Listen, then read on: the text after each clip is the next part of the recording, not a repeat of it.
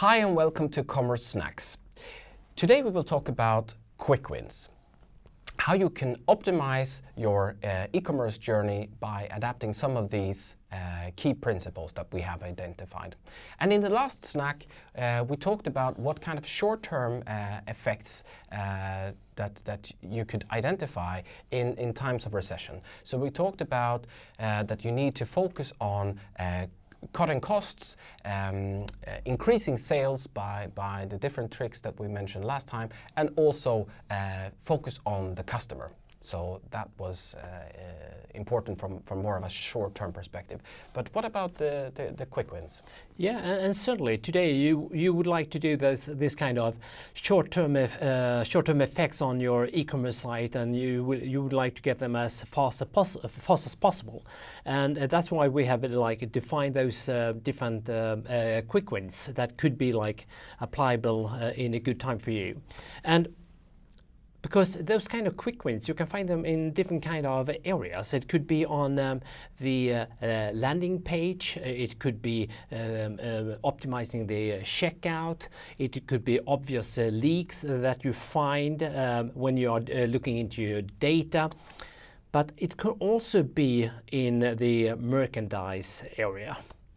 And if we are deeping down in the merchandise area today, and if we are starting from when a customer coming to your site and start looking for products, and then search becomes, site search, I would say, becomes quite important. Yes, indeed. If you find that customers are preferring to use search instead of the regular navigation, it's easy to identify in your analytics tool.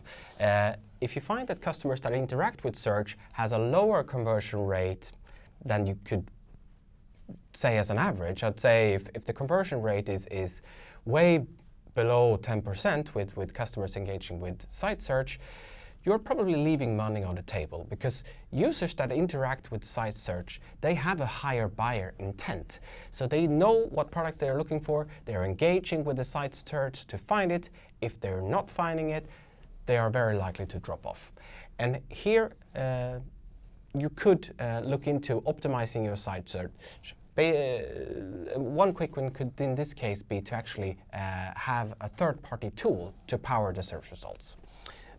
But if you have a third-party tool or a search already, it can also be that you're optimizing that, because there is a lot of different kind of ways you can make it easier to see the results from a search perspective, and maybe add also not just products, it could be content and campaigns and offers and etc. in the search results. So that is one way.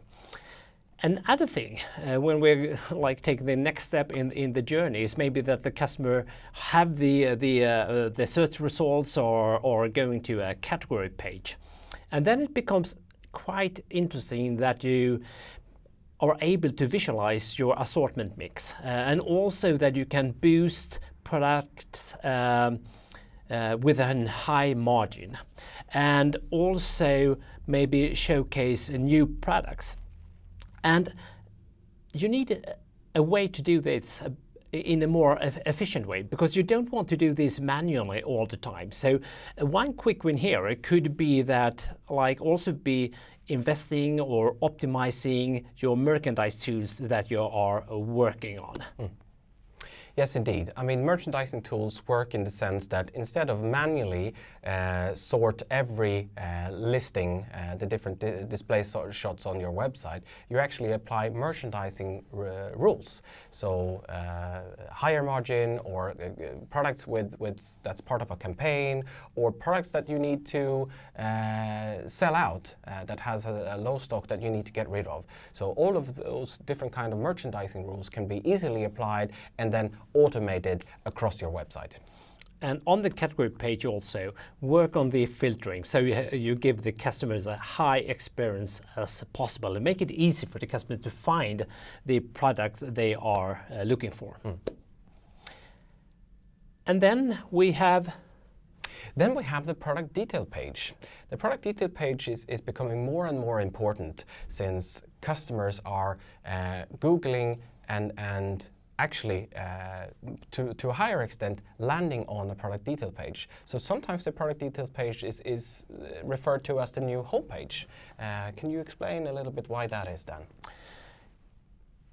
Yes, because when the customer is coming to your PDP or product detail page, it's quite important that you like trying to keep them there, and your only goal here is to get them to actually put the product into the cart. And by doing that, you have to have a lot of rich information, and that could be images, product descriptions, and other areas. And this kind of information, if you have that kind of rich information, you will also be more visible on Google. So usually it becomes maybe the first page that you're actually coming to on the site. That becomes the PDP page.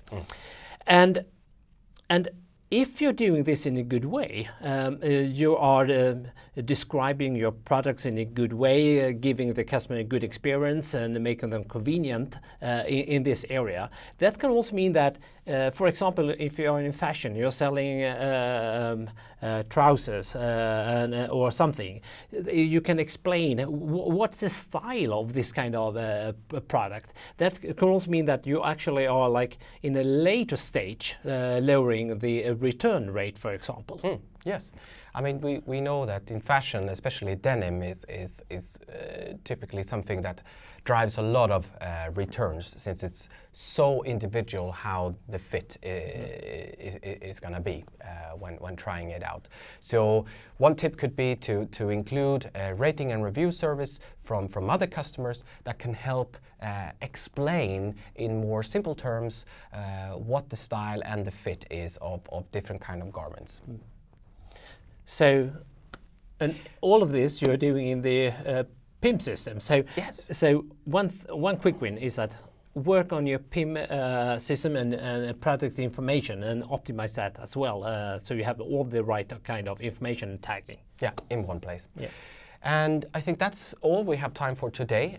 In the next snack, we will invite our growth lead, Jesper Peterson, to talk more about some of the quick wins that we have identified. So I hope to see you then, and take care. Bye for now. Bye-bye.